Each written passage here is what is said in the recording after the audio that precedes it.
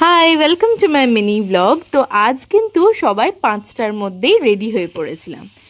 আর এই 5টার সময় এত অন্ধকার ছিল যে আমাদের দুর্গাপুর স্টেশন যেতে খুব ভয় লাগছিল। দুর্গাপুর স্টেশন আমরা অনেকক্ষণ আগেই পৌঁছে গেছিলাম। আমাদের 6:06 ট্রেন ছিল বিধান, বাট ওটা একটু লেট করেছিল বলে আমরা অনেকক্ষণ স্টেশনেই ওয়েট করছিলাম। তো আমাদের যাওয়ার ছিল কলকাতা। আর এই শীতকালে আমার স্পেশালি কলকাতা ঘুরতে কিন্তু খুব ভাল লাগে। গরমকালে তুমি যতই কলকাতা ঘোরো, কলকাতা ঘুরে কিন্তু মজা পাবে না। এইবারের কলকাতাটা একটু অন্য রকমের।